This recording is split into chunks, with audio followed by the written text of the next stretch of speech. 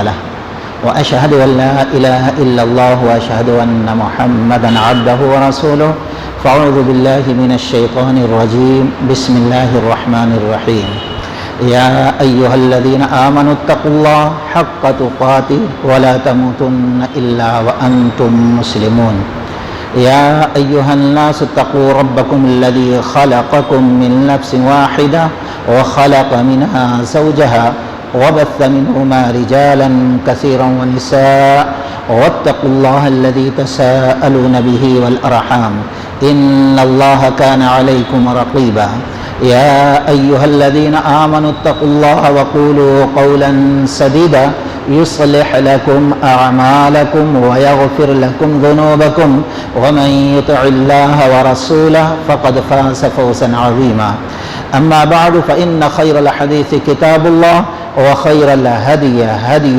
محمد صلى الله عليه وسلم وشر الأمور محدثاتها وكل محدثة بدعة وكل بدعة ضلالة وكل ضلالة في النار وذكر فإن الذكرى تنفع المؤمنين قال النبي صلى الله عليه وسلم ألا أدلك على أبواب الخير الصوم جنة والصدقة تطفئ الخطيئة كما يطفئ الماء النار والصلاة الرجل في جوف الليل ثم تلا تتجافى جنوبهم عن المضاجع يدعون ربهم خوفا وطمعا ومما رزقناهم ينفقون رب اشرح لي صدري ويسر لي أمري واحلل عقدة من لساني يفقهوا قولي۔ تمام قسم کی تعریف اور بڑائی سدا زندہ سلامت رب العالمین کے لیے سزاوار ہے۔ بعدہ درود السلام کا تحفہ اللہ کے حبیب محمد الرسول اللہ صلی اللہ علیہ وسلم پر نازل ہو۔ رب العالمین کا بے انتہا شکر، فضل، کرم، احسان ہے کہ اللہ تبارک و تعالی ہم تمام لوگوں کو ایسی وبا میں ہی محفوظ رکھا ہے، بیماریوں سے، اور پھر اپنے گھر آنے اور رب العالمین کے سامنے ناک رگڑنے کی بھی توفیق دی ہے۔ اس پر جتنا ہم اللہ کا شکر ادا کریں کم ہے۔ اگر شکر ادا کرتے رہیں گے تو انشاءاللہ بہت جلد یہ وبائیں اور بیماریاں ختم ہوگی۔ اس کے ساتھ یہ بھی یاد رکھیں، چاہے وہ ڈاکٹر کے حساب سے ہو، اطباء کے حساب سے ہو یا حکومت کے حساب سے ہو، یہ جو شرائط رکھے گئے ہیں ان شرائطوں کو ہم ملحوظ رکھیں تو ہمارے حق میں بہتر ہے۔ ہم نے خطبہ مسنونہ کے بعد ترمذی شریف کی ایک لمبی حدیث ہے، لمبی حدیث کا ایک مختصر سا ٹکڑا پڑھا۔ حضرت معاذ بن جبل رضی اللہ تعالیٰ عنہ حدیث کے راوی ہیں۔ وہ اللہ کے نبی علیہ السلام کے پاس آئے اور کئی سوالات کیے۔ ان سوالات کا جواب دیتے ہوئے پیارے نبی علیہ السلام نے اپنی طرف سے کہا الا ادلک علی ابواب الخیر، اے معاذ کیا میں تمہیں خیر، بھلائی، اچھائی کی دروازوں کی خبر نہ دے دوں تم کو، کہ جو چیزیں، جو عمل، جو کام دنیا اور آخرت کے حساب سے بہتر اور اچھا ہو سکتا ہے، ایسے عمل کی طرف تمہاری رہنمائی نہ کریں؟ قالوا بلا یا رسول اللہ صلی اللہ علیہ وسلم، کہنے لگے اللہ کے نبی علیہ السلام ضرور ضرور بتائیے۔ تو آپ نے اچھائی اور بھلائی، خیر کے 3 دروازوں کی نشاندہی کی ہے۔ اگر ہم اس کو اپنا لیں تو الحمدللہ دنیا کے بہت سارے مصائب اور آخرت کے بہت سارے مشکلات سے اللہ ہمیں نجات دے دے گا۔ پہلی چیز آپ نے فرمایا الصوم جنہ، روزہ ڈھال ہے۔ کس چیز سے؟ بہت سارے گناہ، برائی، دوزخ، اللہ کے غضب سے بچنے کا ایک ڈھال ہے۔ اس سے مراد صرف رمضان کے روزے نہیں ہے، تمام روزے ہیں۔ دنیاوی فائدہ کیا ہوتا ہے کہ عام طور پر جب ہم نافرمانیاں کرتے ہیں، گناہ کرتے ہیں، سرکشی کرتے ہیں، بغاوت کرتے ہیں، نافرمانی کرتے ہیں اور کرتے ہی رہتے ہیں، تو ان گناہوں کے وجہ سے دل ہمارا سیاہ کالا ہو جاتا ہے، دل پتھر ہو جاتا ہے۔ اب اگر ہم نیکی کریں تو ہمیں لذت اور مزہ نہیں آتا۔ جب نیکی کرنے میں لذت نہیں ملتی تو ہم نیکی کریں گے کیوں؟ اور پھر اللہ تعالی سے ہمارا تعلق کمزور ہو جاتا ہے، ہم اللہ سے دور ہونے لگتے ہیں، اللہ کے گھروں سے ہمارا تعلق ایک دم کمزور پڑ جاتا ہے، گناہ کرنا ہمارے لیے آسان ہو جاتا ہے۔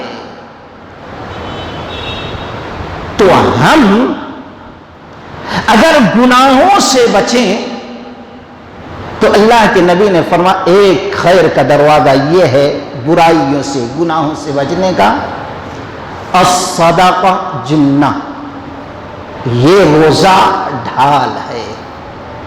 انسان کے اندر نفسانی خواہشات پیدا نہیں ہوں گے، انسان ظلم کرنے پر آمادہ نہیں ہوگا، انسان لڑائی نہیں کرے گا، انسان دوسرے غلط خواہشات سے اپنے آپ کو قابو میں رکھ لے گا۔ اس لیے آپ نے فرمایا الصدقۃ جنہ، جب روزے کو ہم نے ڈھال بنا دیا تو گناہوں سے بچے تو اللہ تعالی کا غضب جو ہم پر ہے وہ ختم ہوگا، ایک چیز۔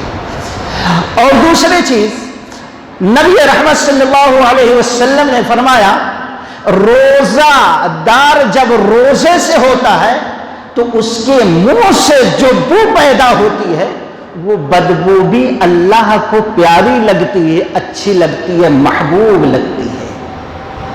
جب روزہ دار روزہ رکھے اس کے منہ سے بدبو جو اللہ کو پسند آئے تو اس منہ سے، اس زبان سے ایک بندہ جب اللہ کی کبریائی بیان کرے، توبہ استغفار کرے، اور یہ جو آج ہمارے اوپر وبا، مصیبت، کرونا، دوسری پریشانیاں ہیں، ہاتھ پھیلا کر اللہ تعالیٰ کے سامنے رو کر کہے اللہ ان وباؤں کو ختم کرو، تو ضرور ضرور اللہ اس کے دعا میں، اس کے الفاظ میں، اس کے نکلے ہوئے جملے میں اثر پیدا کرے گا، اس وبا کو ختم کر دے گا۔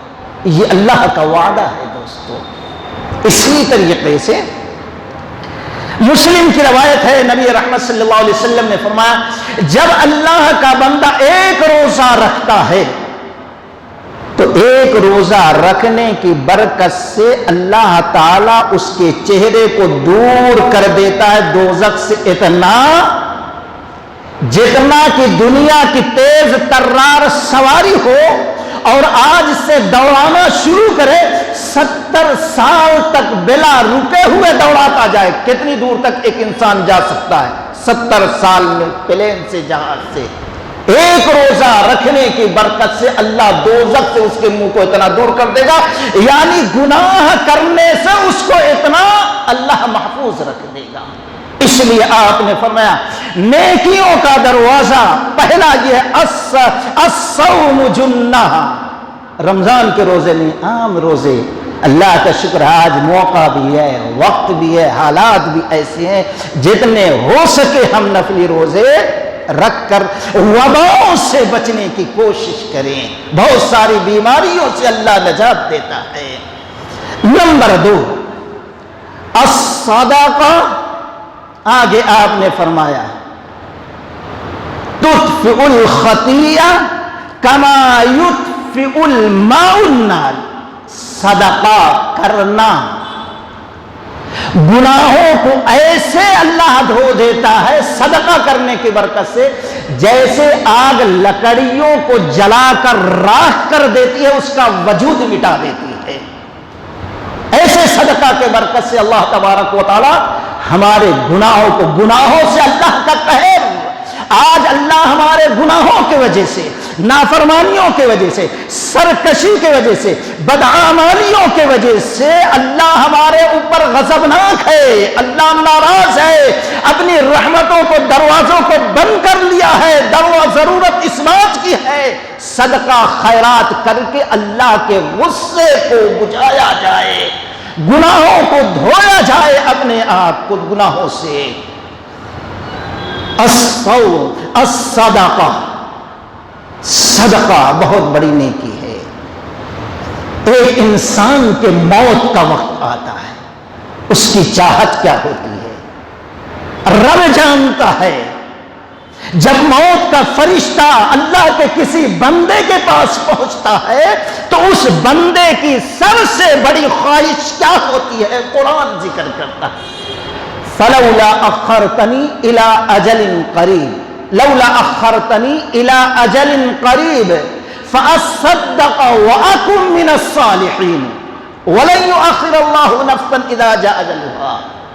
موت کا فرشتہ آ جاتا ہے، بندہ کہتا ہے کاش کہ چند سیکنڈ، چند لمحے، تھوڑا سا وقت ہم کو زندگی کا مل جاتا، صرف بینک تک جا کر، اپنے الماری کا دروازہ کھول کر، اپنا اس مقام پر اپنا جا کر جہاں پر ہم نے زندگی کی کنجیاں، پیسے، دینار، درہم، روپے رکھے ہیں، بس اتنا موقع اللہ دے دے، وہاں تک جا کر اس کو لے کر تیری راہ میں خرچ کر دو، غریب، مسکین، مجبور، لاچار پر۔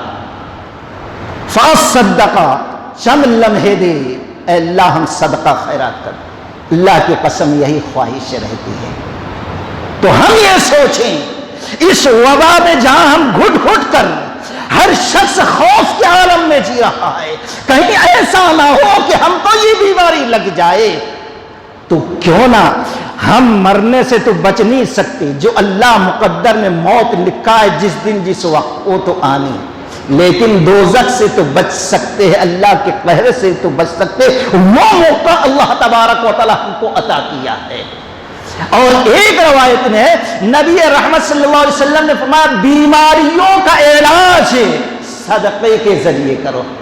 آج ہم نے کیا سمجھ، جان کا صدقہ، کوئی بیمار ہے بکرا کاٹو غریب میں، کہیں ہے ہی نہیں ہے، یہ ہندوانہ رسم ہے، جان کا صدقہ نہیں ہے، یہ سب بکواس چیز ہے۔ ہر انسان کے جسم کے اندر جتنے عضو، جتنے پارٹس ہیں، سورج جب نکلتا ہے تو نبی رحمت نے فرمایا اس کے اوپر صدقہ ہے۔ سبحان اللہ، الحمدللہ، اللہ اکبر، لا الہ الا اللہ، جو بھی اچھا عمل کرتا ایک ایک پارٹ عضو کی وجہ سے صدقہ ادا ہوتا، یہاں تک کہ 2 رکعت اگر نماز پڑھ لیتا ہے تو پورے جسم، پورے جان کا صدقہ۔ یہ ہے صدقہ دینے، بکرا ذبح کر کے، یہاں صدقہ یہ ہے۔ اگر ہم اس وبا سے، اس آزمائش سے، اس فتنے سے، اس بیماری سے بچنا چاہتے ہیں تو اللہ کے نبی نے فرمایا صدقہ کے ذریعے علاج کرو۔ وہ بہتر کیا ہے؟ ہمارے رشتہ دار میں، ہمارے آس پڑوس میں، ہمارے علم میں جو مستحق ہے اس کے گھر میں اپنی طاقت کے حساب سے آپ راشن ڈالا دو، یا جس چیز کی ضرورت ہے اس کی ضرورت پوری کر دو۔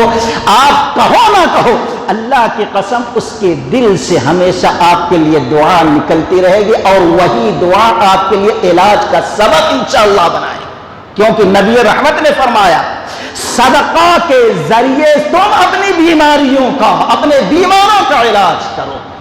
امام احمد بن حنبل رحمۃ اللہ علیہ کتاب الزہد کے اندر نقل کرتے ہیں، عبداللہ بن عمر رضی اللہ تعالیٰ جن کے لیے نبی رحمت نے فرمایا نعم الرجل، یہ بڑا پیارا نوجوان ہے، کاش کہ رات کے کچھ حصوں میں نماز پڑھ لیا کرے، جس دن سے نبی رحمت نے اس نوجوان کو کہا کبھی بھی تہجد کی نماز نہیں چھوڑی، ایک مرتبہ تہجد کی نماز پڑھ رہے ہیں، نماز پڑھتے پڑھتے قرآن کی تلاوت کرتے کرتے چوتھے پارے میں پہنچ گئے، آیت گزرتی ہے لن تنالوا البر حتى تنفقوا مما تحبون، پہنچے پھر پڑھے بار بار پڑھ رہے ہیں، بار بار دہراتے جا رہے ہیں لن تنالوا البر حتى تنفقوا مما تحبون، ہرگز بھلائی اور کامیابی نیکی کو پہنچ ہی نہیں سکتا وہ شخص جب تک کہ کوئی اپنی پسندیدہ چیز اللہ کی راہ میں خرچ نہ کر دے۔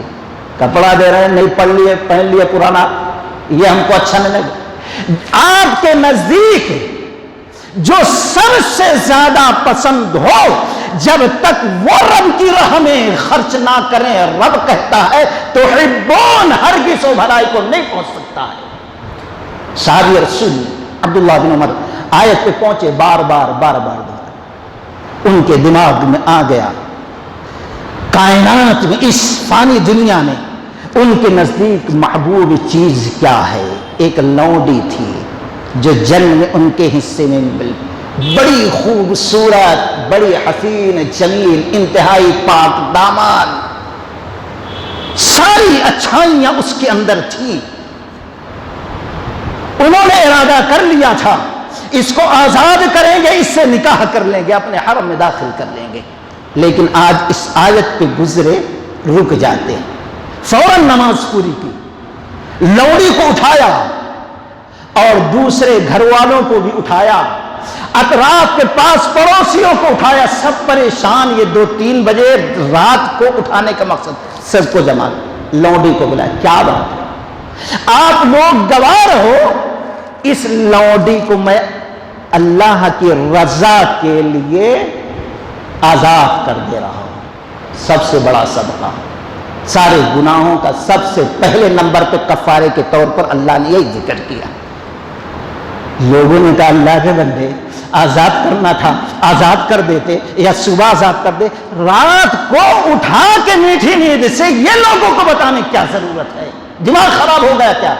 صحابی رسول عبداللہ بن عمر رضی اللہ تعالی عنہ نے کہا نہیں، میں سوچا تو وہی، میں قرآن پڑھتے پڑھتے اس آیت پہ پہنچا تو کہ رب کے نزدیک نیکیوں تک ہم نہیں پہنچ سکتے جب تک کہ کائنات میں جو سب سے زیادہ پسندیدہ چیز ہو اس کا ہم اللہ کی راہ میں خرچ نہ کر دیں، صدقہ نہ کر دیں۔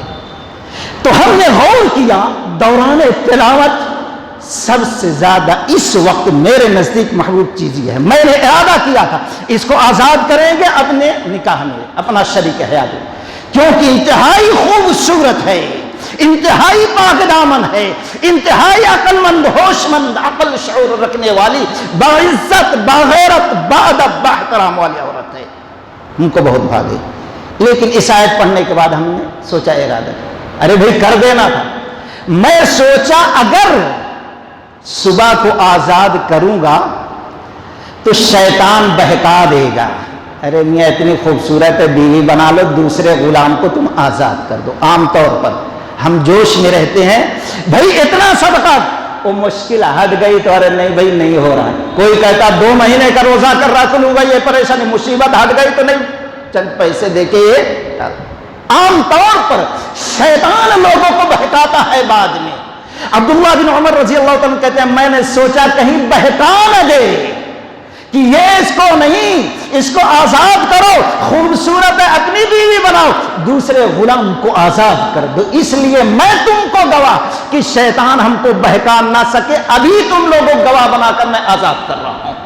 تو آپ صلی اللہ علیہ وسلم نے دوسرا دروازہ جو بتایا خیر کا کہ تدفع الخطیئہ، الصدقہ، صدقہ کرو، یہ تمہارے گناہوں کو ایسے دھو دیتی ہے جیسے آگ لکڑیوں کو جلا کر راکھ کر دیتی ہے، اس کا وجود ختم کر دیتی ہے۔ تو دوستو یہ بڑا اہم وقت ہے، غریب، مسکین، محتاج بہت ہیں، تنگ دست، جو اللہ دیا ہے اس کے اندر سے کچھ خرچ کرتے رہو۔ اور اس کے ذریعے سے اس وبا سے بچنے کی کوشش کرتے رہو اور بیماروں کا علاج کرتے رہو صدقہ خیرات کے ذریعے۔ صدقہ خیرات کے ذریعے سے اللہ کے غضب کو بجھانے کی کوشش کرو، صدقہ خیرات کے ذریعے سے اللہ تعالیٰ کو راضی کرنے کی کوشش کرو۔ تیسرا دروازہ وصلاۃ الرجل فی جوف اللیل ثم طلع تتجافى جنوبهم عن المضاجع۔ تیسرا دروازہ نیکیوں کا، بھلائیوں کا، برائیوں سے بچنے کا، اللہ کو راضی کرنے کا، اللہ کو خوش کرنے کا، دنیا اور آخرت کے مسائل سے بچنے کا۔ آپ نے فرمایا آدمی کا رات کے اندر نماز پڑھنا، اور وہ کیسا ہو؟ پھر آپ نے سورہ سجدہ کی تلاوت کی، تتجافى جنوبهم عن المضاجع يدعون ربهم، کہ وہ اپنے بستر سے الگ ہوتا ہے۔ تتجافى جنوبهم عن المضاجع يدعون ربهم خوفا وطمعا ومما رزقناهم، خوف کی حالت میں، ڈرنے کی حالت میں، اور اللہ کی رحمت سے امید کی حالت میں، يدعون خوفا وطمعا، اللہ سے دعائیں کرتا رہتا ہے۔ ومما رزقناهم ينفقون، جو کچھ رب نے دیا ہے اس میں سے خرچ بھی کرتا رہتا ہے۔ امام بخاری رحمت اللہ علیہ بخاری شریف کتاب العلم کے اندر نقل کرتے ہیں، راوی ام سلمہ رضی اللہ تعالی عنہا ہے، وہ کہتی ہیں کہ ایک دن اللہ کے نبی علیہ السلام کی باری میرے پاس سونے کی تھی، رات کا زیادہ حصہ گزر چکا تھا، تہائی رات تھی۔ اللہ کے نبی علیہ السلام بیدار ہوئے، اٹھے اور پھر ہاتھ کو ملا، اور پھر آپ صلی اللہ علیہ وسلم نے کہا سبحان اللہ، فقال سبحان اللہ۔ گویا جب ہم اٹھیں سو کر تو یہ ضرور کہنا چاہیے سبحان اللہ سبحان اللہ۔ پھر آپ نے فرمایا ماذا انزل اللیل من الفتن وماذا فتح الخزائن ایقظوا صواحب الحجر فرب کاسیۃ فی الدنیا وعاریۃ فی الآخرہ۔ کہتی ہیں اٹھے اللہ کے نبی، سبحان اللہ کہا، اور کہا سبحان اللہ کتنے فتنے اتارے گئے، وماذا انزل، کتنے فتنے زمین پر اتارے گئے، کتنی مصیبتیں اتاری گئی، کتنی آزمائشیں اتاری گئی، وماذا فتح، اور کتنے خزانے کھول دیے گئے۔ اور پھر آپ نے فرمایا ایقظوا، کوئی ہے اٹھائے حجرہ میں سونے والیوں کو، یعنی میرے گھر میں میری بیویاں جو سوئی ہیں ان کو اٹھا دو، جگا دو۔ فرب کاسیۃ فی الدنیا، کتنی ہے دنیا میں لباس پہننے والی ہوگی، وعاریۃ فی الآخرہ، لیکن آخرت میں ننگی ہوگی۔ غور کریں اس حدیث پر۔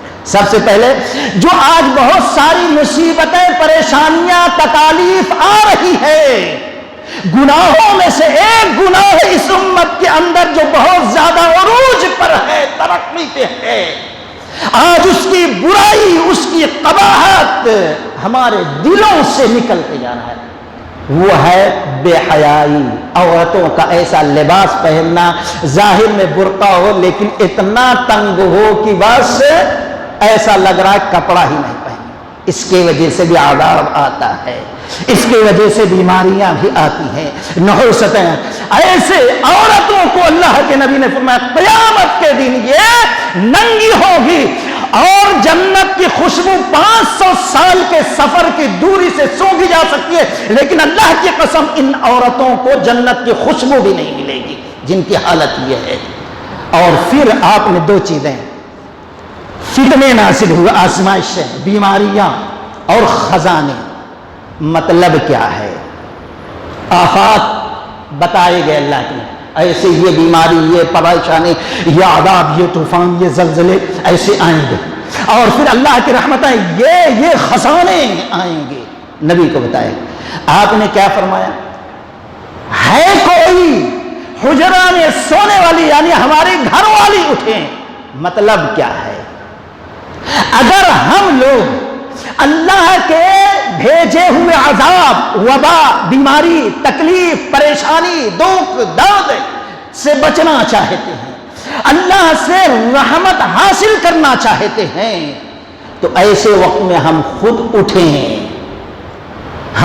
اٹھیں، اپنے گھر والوں کو اٹھائیں نماز تہجد کے لیے۔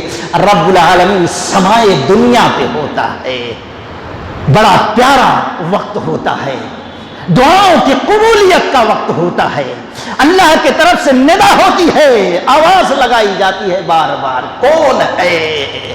کاش کہ ہم اس ندا پر غور کریں، اس حدیث پر یقین کریں۔ اگر ہم اللہ کی رحمت چاہتے ہیں، صحت چاہتے ہیں، وبا کا خاتمہ چاہتے ہیں، پریشانی کا خاتمہ چاہتے ہیں، فتنوں سے بچنا چاہتے ہیں، تو ایسے وقت میں ہم خود اٹھیں، اپنے گھر والوں کو اٹھائیں، وضو کر کے، ناک رگڑ کے، سجدہ کر کے، آنسو بہا کر اللہ کے سامنے دامن پھیلا کے اللہ کے رحمتوں کو حاصل کر کے اللہ کو راضی کر لے۔ اور گنہگار جس کی وجہ سے آج اللہ ناراض ہے، غضبناک ہے، 7-8 مہینے ہو گئے، کس حالت میں آج لوگ زندگی گزار رہے ہیں بیان نہیں کیا جا سکتا۔ اگر اس حالت میں ہے تو ہم اٹھیں، نماز پڑھیں تہجد کی گھر والوں کے ساتھ، اور پھر اللہ تعالی کے سامنے تواضع کے ساتھ، خاکساری کے ساتھ، خوف کے ساتھ، اللہ کی رحمت سے امید رکھنے کے ساتھ ساتھ اللہ سے مانگے۔ اس مانگنے کے حالت میں دل بھر آتا ہے، رب کعبہ کی قسم، اگر آنکھ سے آنسو کے قطرے بچھڑ کے پر کے برابر بھی گر جاتا ہے، اس کی زبان سے نکلا ہوا یہ جملہ ہے جس کے بارے میں رب نے کہا وما ينطق عن الهوى، دوزخ کی آگ بجھ جاتی ہے ہمارے لیے، حرام اللہ قرار دیتا ہے، تو اس وبا سے بچنا بھی اللہ ہمارے لیے لازم ضروری قرار دے گا۔ تو اللہ کے نبی علیہ السلام نے فرمایا الا ادلک علی ابواب الخیر، کیا اے معاذ تم کو بھلائیوں کے، نیکیوں کے، اچھائیوں کے دروازے کی خیر خبر نہ دے دوں؟ انہوں نے کہا ہاں۔ تو آپ نے فرمایا الصوم جنہ، روزہ رکھنا اور صدقہ خیرات کرنا اور رات کو اٹھ کر تہجد کی نماز پڑھنا۔ اللہ تعالیٰ سے دعا ہے کہ اللہ تبارک و تعالی ہم تمام لوگوں کو اللہ کے نبی علیہ السلام کے اس نصیحت کے موافق عمل کرنے کی توفیق رفیق عطا فرمائے، اور یہ جو وبا ہے، جو پریشانی ہے، اللہ تبارک و تعالی ہم سے اس کو اٹھا لے، اور جو اس وبا یا دوسری بیماریوں سے وہ وفات پا چکے ہیں، اللہ ان کے کوتاہیوں کو معاف فرما دے، ان کی عبادتوں کو قبول کر لے، ان کے قبروں کو ان کے لیے جنت کے باغیچوں میں سے ایک باغیچہ بنا دے، ان کو مقام علیین میں اونچا مقام عطا فرمائے، اور جو محفوظ ہیں دنیا کے اندر یا بیمار ہیں، اللہ ان کو شفاء کلی عطا فرمائے، صحت یابی عطا فرمائے، تندرستی عطا فرمائے، ان کی اصلاح کر دے، ان کو جنت کا راہی بنا دے، دوزخ کے راہوں سے بچ کر چلنے کی توفیق رفیق عطا فرمائے۔ وآخر دعوانا ان الحمدللہ رب العالمین۔ الحمد لله وحده والصلاة والسلام على من لا نبي بعده، إن الله وملائكته يصلون على النبي يا أيها الذين آمنوا صلوا عليه وسلموا تسليما، اللهم صل على محمد وعلى آل محمد كما صليت على إبراهيم وعلى آل إبراهيم إنك حميد مجيد، اللهم بارك على محمد وعلى آل محمد كما باركت على إبراهيم وعلى آل إبراهيم إنك حميد مجيد، إن الله يأمر بالعدل والإحسان وإيتاء ذي القربى وينهى عن الفحشاء والمنكر والبغي يعظكم لعلكم تذكرون، اذكروا الله يذكركم وادعوه يستجب لكم ولذكر الله تعالى أكبر۔ السلام عليكم۔